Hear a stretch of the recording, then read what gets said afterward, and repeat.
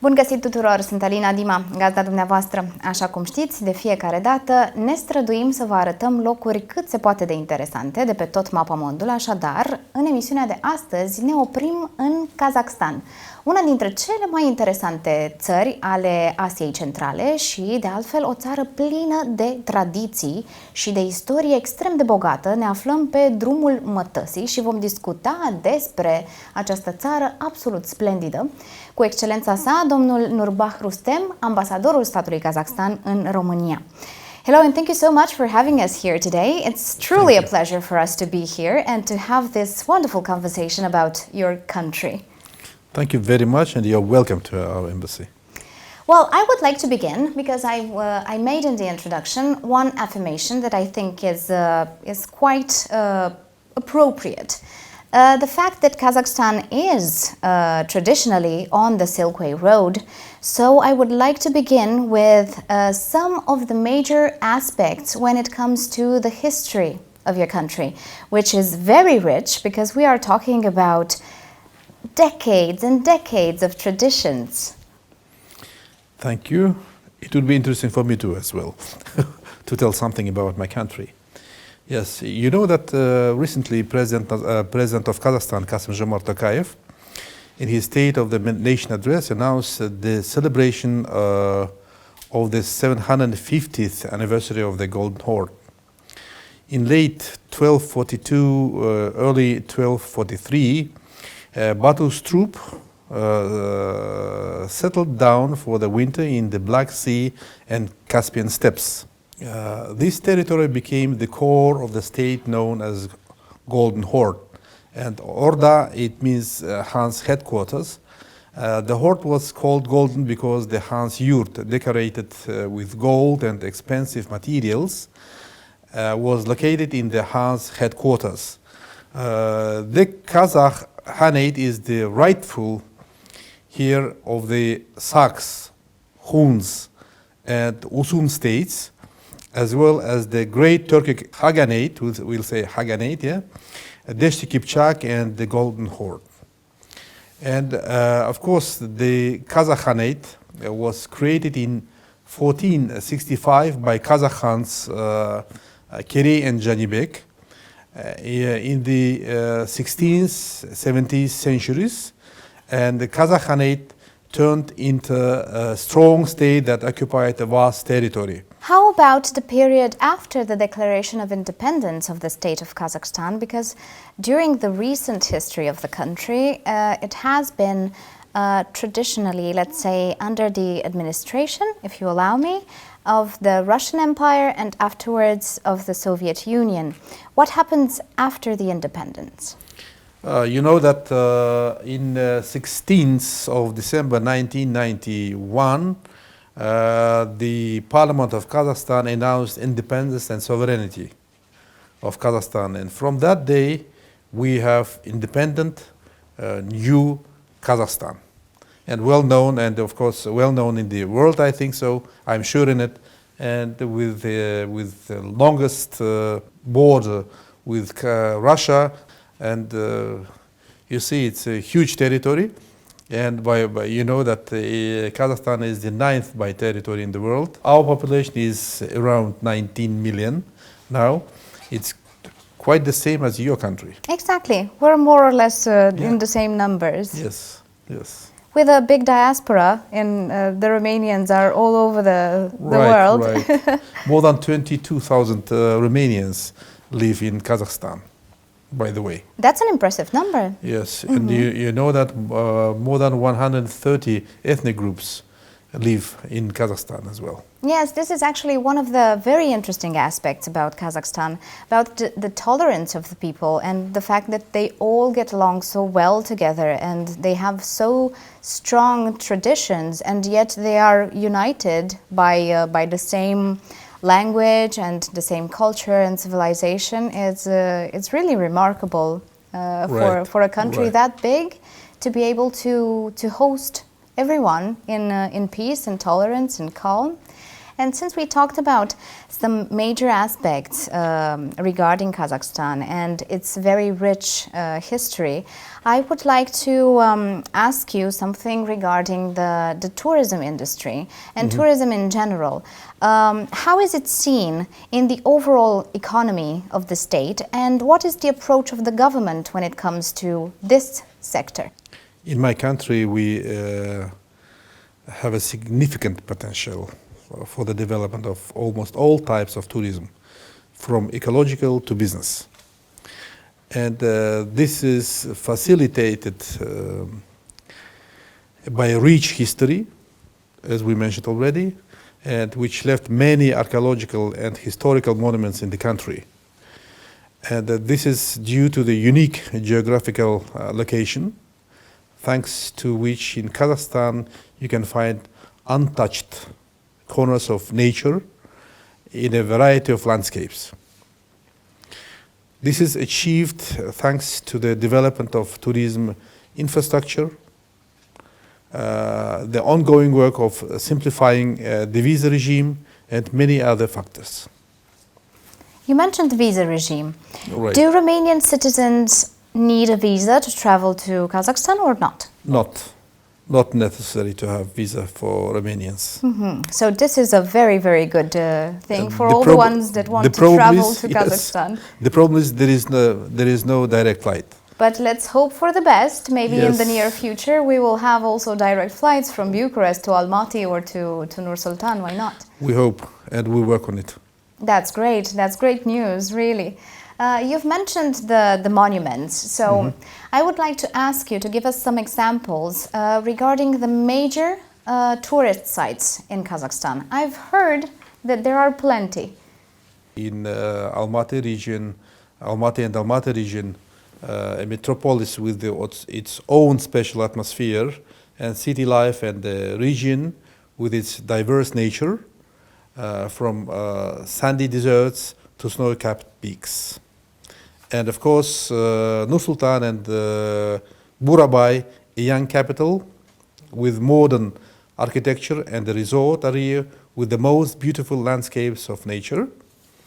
Shymkent and Turkestan, for example, incredible hospitality, rich gastronomic experience, an opportunity to plunge into the past and learn the history of the Great Silk Road. East Kazakhstan, the incredible nature of the Altai Mountains, the cradle of the Turkic civilization, by the way, with ancient mounds and sacred places. And in conclusion, I would like to add that Kazakhstan is well known for its breathtaking landscapes. Sharin Canyon, for example, Lake Kayındı, Mideo, Chimbulak ski resort, Zayliski Alatau Mountains, Big Almaty Lake, Baikonur, by the way, I think it's well known all over the world here, Turkestan, and etc., with beautiful flora and fauna. You've mentioned at some point some sacred sites, which are very, very charged energetically. There are also some pilgrimage sites in Kazakhstan. How many people go to these places, and why are they so important for the Kazakh and not only?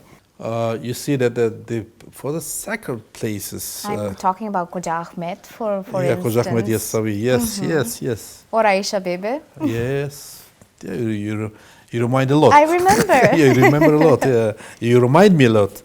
I should say that, you see, it is necessary to look to that time. And Khoja Ahmet Yassavi, he is the person who is the leader of Sufi group, Yassavi. And by the way, we're proud that we are Muslims, but at the same time we are not so kind of fundamentalists. Going to our next topic, which is related to food. Because food is definitely a very important part of everyone's lives. I would like to ask you about the gastronomy in Kazakhstan. What are the specific dishes that are renowned? I'm sure that you remember... You're talking about the camel milk? Beshbarmak, the main Our, you know that it's we call it five fingers. It's typically the dish is made with either horse meat or mutton, and the beef is sometimes used, but the others are much more common. Yeah? And the national drink is kumis. You reminded me already, and is made from fermented maize milk in the steppes and sparsely populated areas, and shubat, camel milk, is preferred. I prefer too. Yes, Camel definitely. milk. It has a very interesting taste. How about the cultural events and the most important traditions in Kazakh culture? You see, I think it is well known that on the 22nd of March, it's the day of we call it Nauruz. We can say that in translation it would be the new day. The new day is an important holiday, not only in Kazakhstan but in that territory, but for our neighbor countries as well, for our neighbor ethnic nationalities, which marks the beginning of a new year, Nauruz. I mean, it is celebrated several days, starting from the 21st of March. And the day of as I mentioned, the spring equinox, one of the unique Kazakh traditions related to marriages. It's another one of important traditions for Kazakhs is that the marriage between relatives up to 7th generation is prohibited. Such taboo helps to prevent blood mixing and consequently benefit to the health of future offspring. The next tradition is a ritual performed on the 40th day after birth that includes bathing baby in 40 tablespoons of water and the first haircut and nail cut and other rituals. These are very nice. Some of them are actually familiar to the ones we have in Romania in several regions. Mm-hmm. And since we are talking about this, I would like to ask you if you find some similarities between the Romanians and the Kazakhs. Yes, of course. You see, I found a lot. The main things are hospitality and, of course, and the openness. Hospitality and openness. These are the main similarities between the Kazakhs and the Romanians. What do you like about Romania the most, from what you have seen so far? If you met anybody across the street and stop to ask something, they're ready to show you, to accompany you and to show the right place. And to find the right thing, even in the stores, when you come there and asking some things, they are ready to be together with you and to show and to find the best ones. You see, the openness of the Romanian people, and very rich culture you have here. Have you tried sarmale? Sure. And sure. Do you like sarmale? Mamaliga. And of course the placenta. And papanash. You should definitely try them. Papanash. Why not? Papanash is the best one for the kid as a dessert. Exactly. Yeah, exactly. Dessert, yeah. One final word to our viewers to go visit Kazakhstan. What would you tell them? You'll find everything there. First of all, you'll find hospitality, and as I mentioned, the similarity between the Romanians and Kazakhs, the openness and friendly behavior. You see that, and of course spectacular landscapes, beautiful mountains. Ambassador, thank you so much for our conversation, and thank you for sharing all this wonderful information about your country. And hopefully many more Romanians will travel to Kazakhstan, and also we are waiting for Kazakh people in Romania. I think we can exchange a lot of experiences because both countries are very rich in all aspects, and it's important to keep this friendship alive. Thank you very much, and I'm sure that we'll do utmost to open that the link or direct lines between our nations.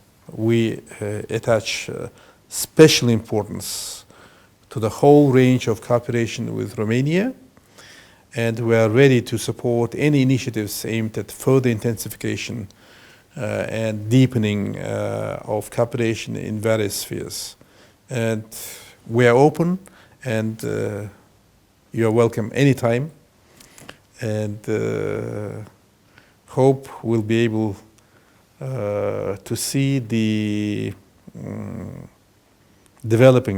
achievements in developing of between our